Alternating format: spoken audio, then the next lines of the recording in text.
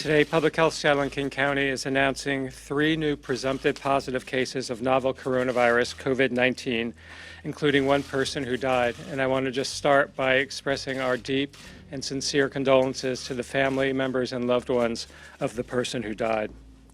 2 of the confirmed cases are associated with Life Care Nursing Facility. It's a long-term care facility in Kirkland, Washington.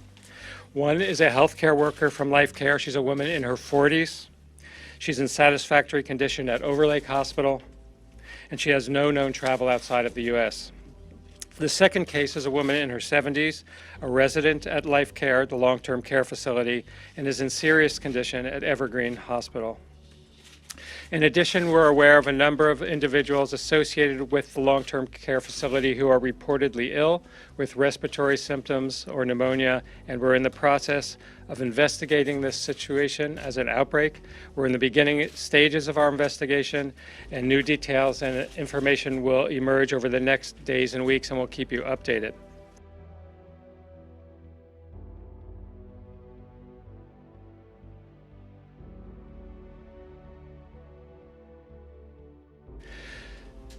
The person who died was a patient at Evergreen Hospital who had underlying health conditions. It was a male in his 50s. He was not a resident of the long-term care facility. We are now in the process of working with the long-term care facility with the support of the Centers for Disease Control and Prevention. Our CDC colleagues are coming out. We have a team arriving tonight. We'll have additional help on the ground from the CDC tomorrow. And we're in the process of providing support to that facility to care for the infected patients, to protect the uninfected patients, and to provide infection control guidance for their staff. Hand washing, more hand washing, less face touching. Staying away from others who are ill. Please don't go to work or school if you yourself are ill. We can think about what might happen if we see more cases, which would mean possibly telecommuting. Businesses having fewer people coming into work either because they're sick or they're trying to minimize face-to-face interactions. Social distancing that we will recommend so that people put more space between them and others so they're not likely to get sneezed or coughed upon. So there may be times when we would ask people to avoid going to large gatherings, to avoid congregating in public settings like sporting events, social events, and thinking ahead as to what might happen if people in your family become ill, how you'll care for them. If children are dismissed from school, who can watch them? If you've got people in your home who are older or vulnerable, how you'll take care of them if we have social distancing and people are requested not to go out frequently. Have medications in your home so you don't have to go out and refill a prescription if you don't need to. Have some foods that you like to eat handy so you don't have to go to the store if you don't have to go out and be interacting with other people and touching other surfaces. And finally, it's really important to know that as with seasonal influenza, the people who are at greatest risk for novel coronavirus infection with serious outcomes are elderly.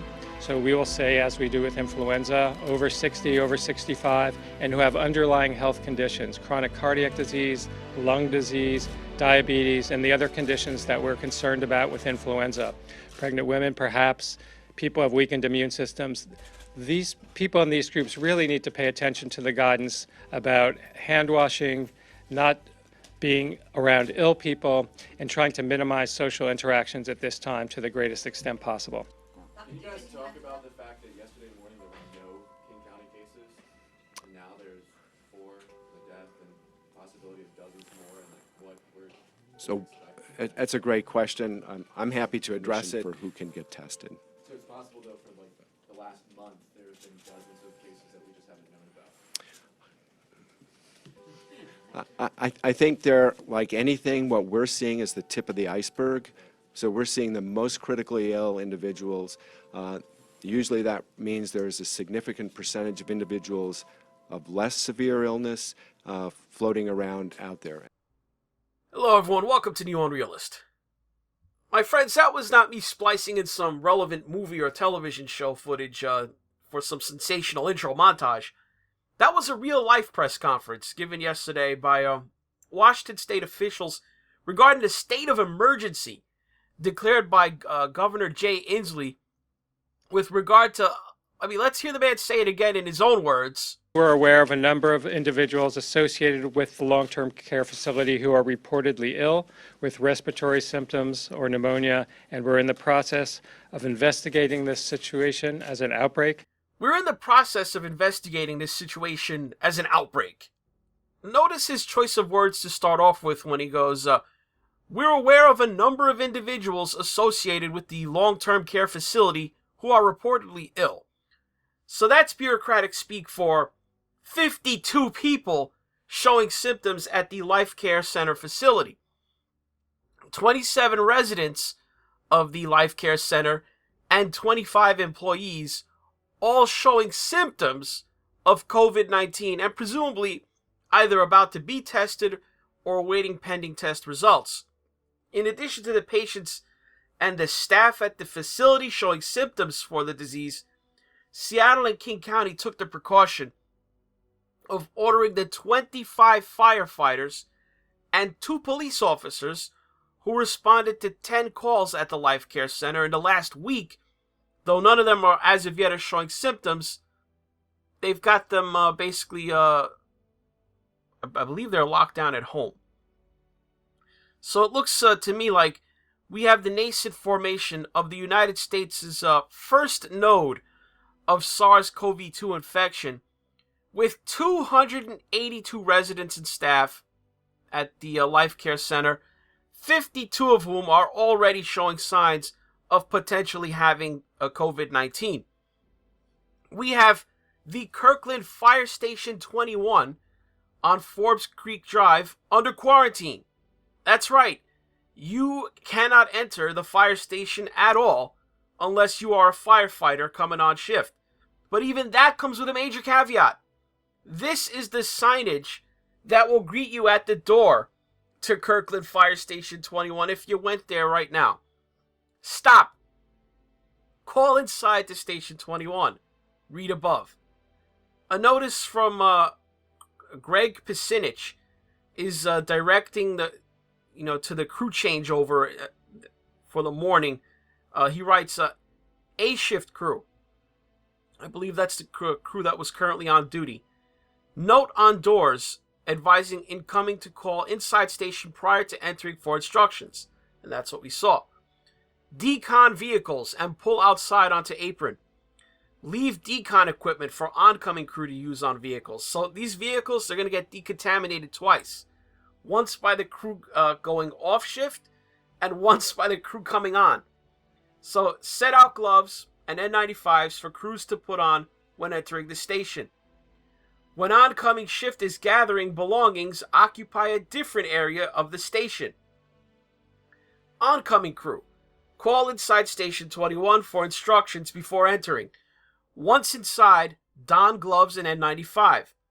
Gather bunker gear, uniforms, and any other belongings needed for a 48-hour shift at 26.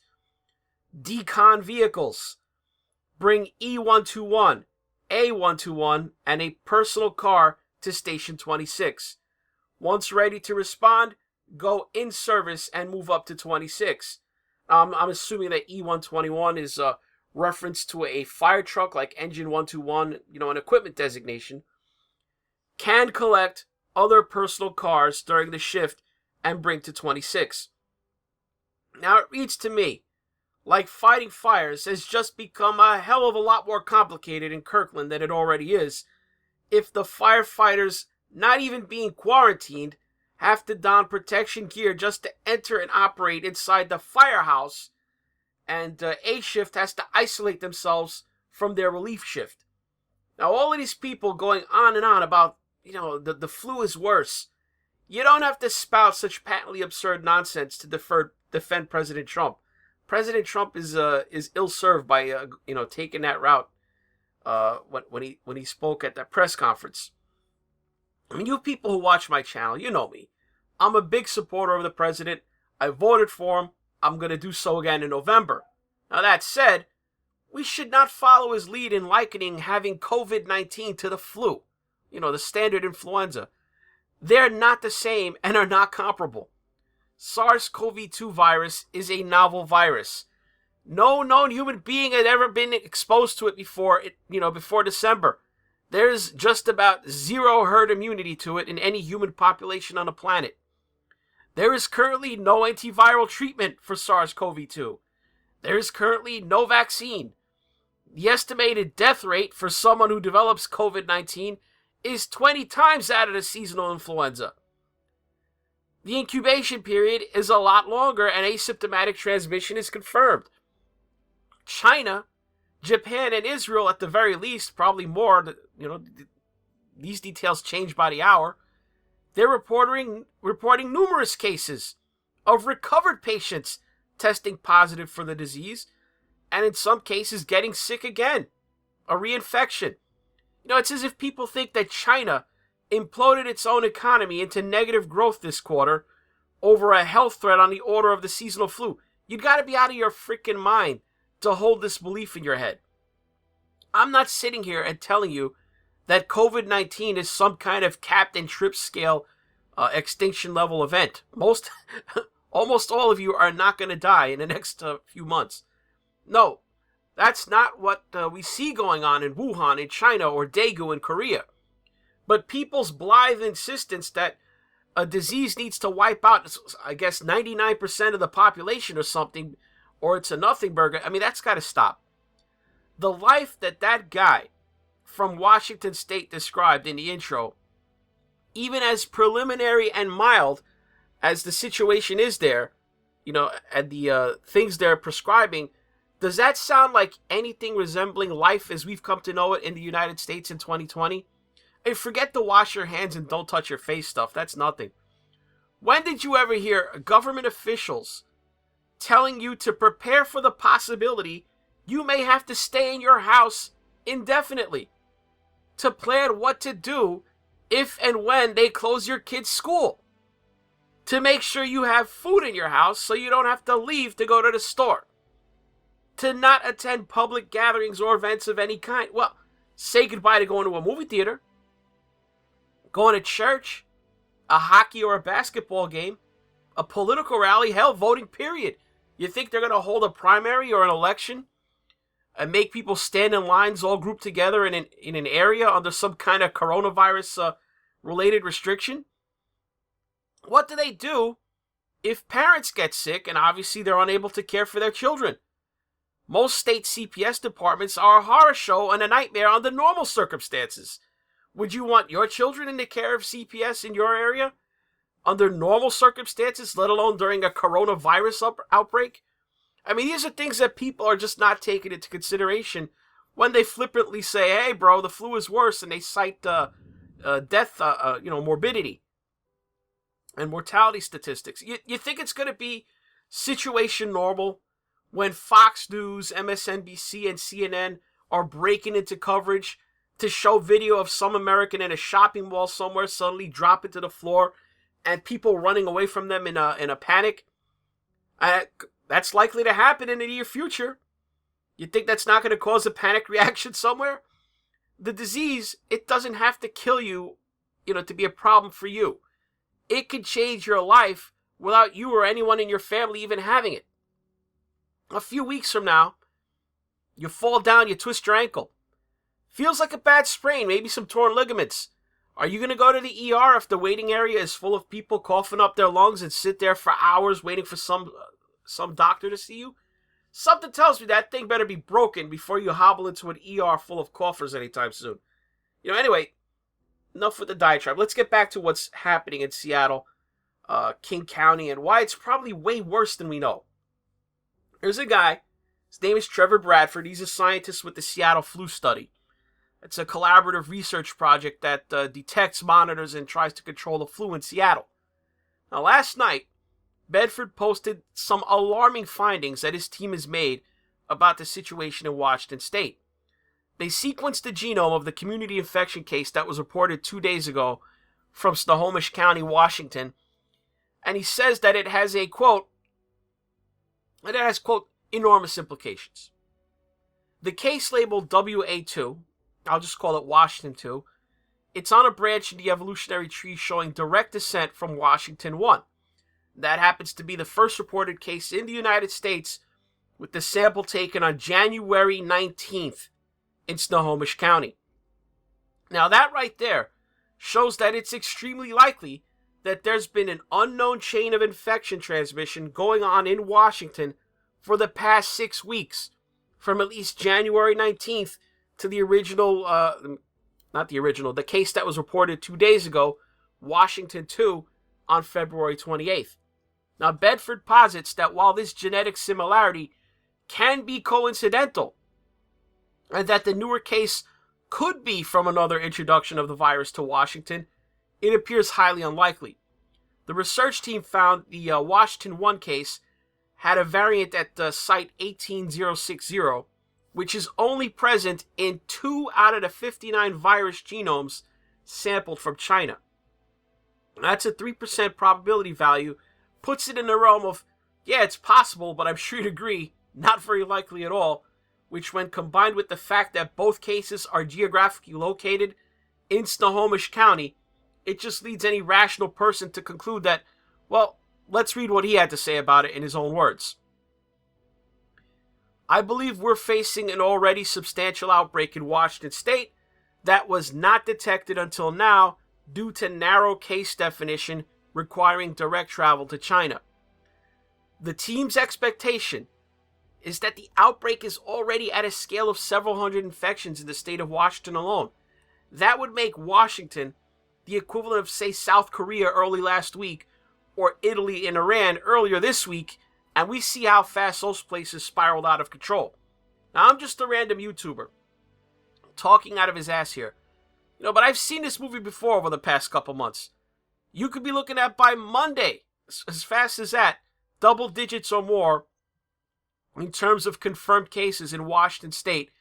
And then you know how it goes. It spirals upward quickly into the triple digits within a week, maybe a week or two, and it's centered in and around the greater Seattle metro area suburbs. So, to me, this looks like the first major node of infection that could be forming in the United States. That's all for this NeoUnrealist. If you want to help the channel, do me a favor. Hit like for this video. Leave a comment below. Mash down the subscribe button if you're not already subbed to the channel. And click on the notification bell beside it. Put it on the all setting to keep up with newer content. If you want to contribute directly to the channel, toss your hard-earned dollars into the tip jar. Follow links below to Patreon, Subscribestar, or PayPal.